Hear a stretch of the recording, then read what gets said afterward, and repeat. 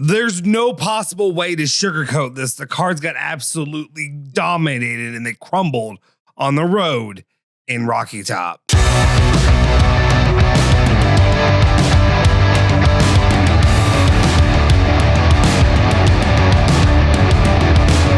What's cooking? Welcome back into another edition of Instant Reaction on ESPN Louisville Plus. I'm Justin Soforo, and I've got you for all things Cards in this circumstance. Just Cards, as well as, we have Cats and Bluegrass other times. But right now, it's talking about the Cards in the Louisville game that was in my first experience in doing this in a game in which the Cards walked away, not as victors, not only losing in a heartbreaking fashion, getting dominated, crushed, obliterated on the road, back-to-back seasons against Tennessee, 1 year at home, this year on the road, and just looking completely inept to try to keep up with what the Volunteers had on the road. And it's a situation that, to me, is really, really worrying. You can say what you want about Mikel Brown being out. The shocking news before the game started that Mikel Brown would not be playing.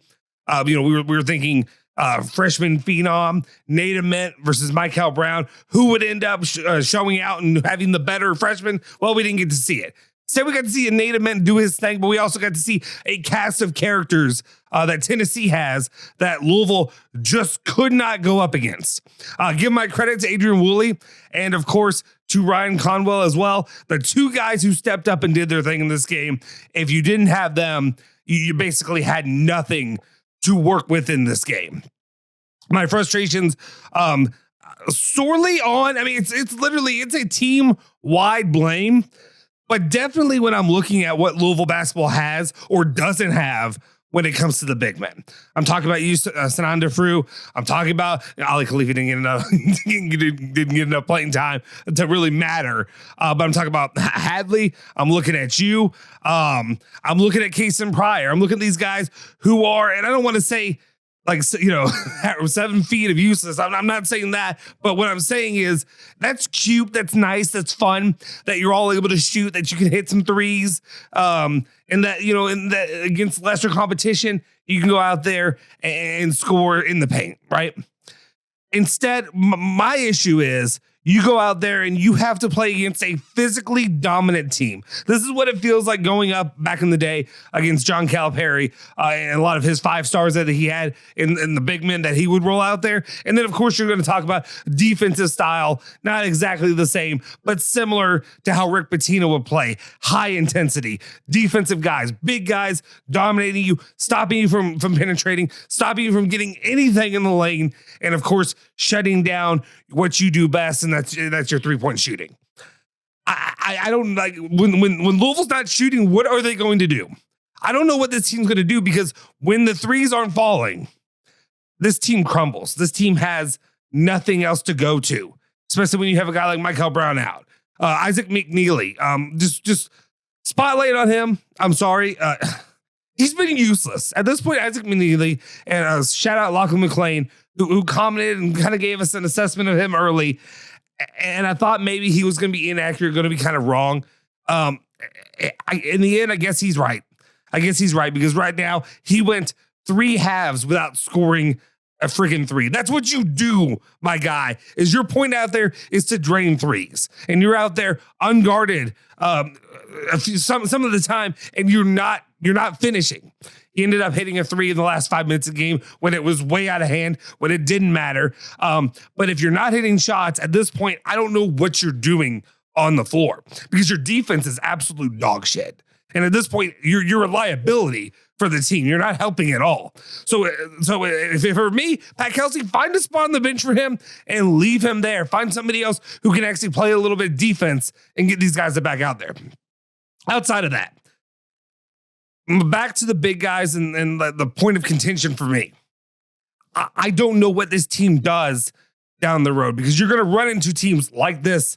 And I know we're a far way off from the NCAA tournament. We're not even in the conference play yet. You think Duke doesn't have players like this? You think those teams aren't gonna be able to dominate you in the post? You think they're not gonna be able to shut you down? Yeah, absolutely. And then we're gonna look at if we. It's great. This is cute. This is a nice little run against, no offense, some struggling rivals that we've been playing, and it's been nice to say that Louisville has been rolling through those teams.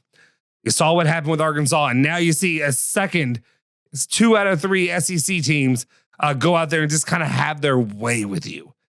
And I don't know. I don't know where we go from here. Couple other points I want to knock on. The defense, just overall the defense. Tennessee was shooting 52% from at halftime.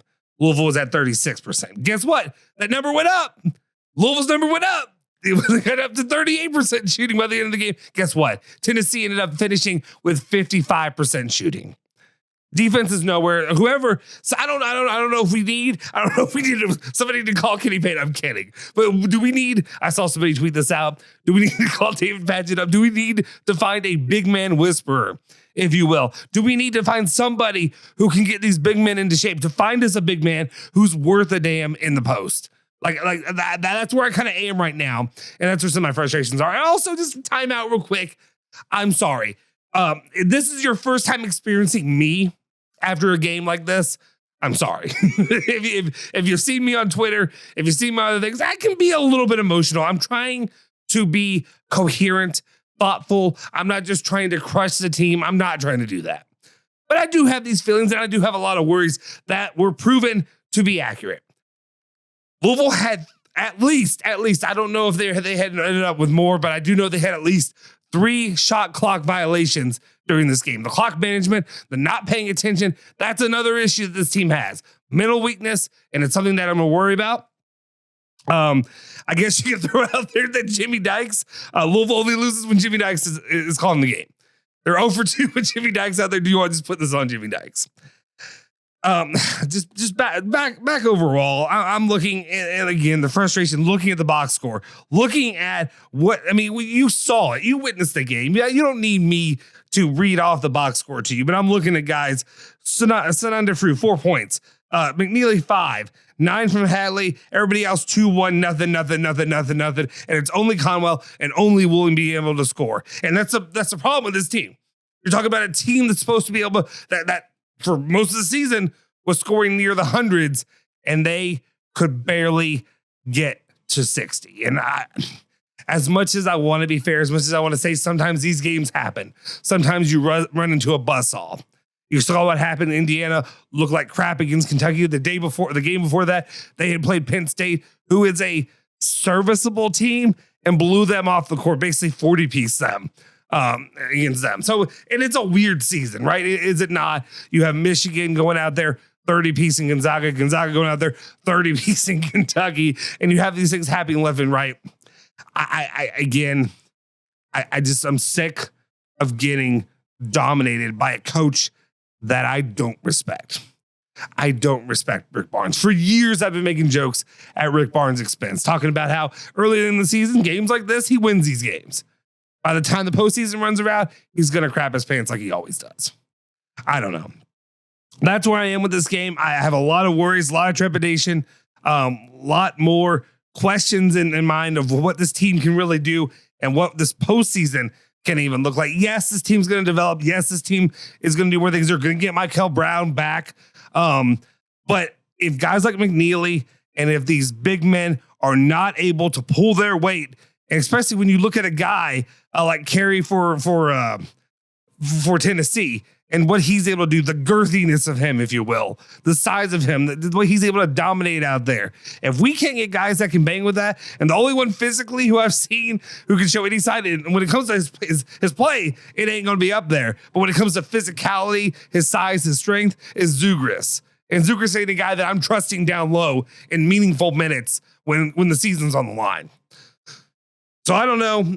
Obviously, I'm frustrated. It's unfortunate to walk away from this, losing another game on the road. We're going to talk about maybe some mental toughness for Louisville on the road as well. But we'll have other opportunities in the future.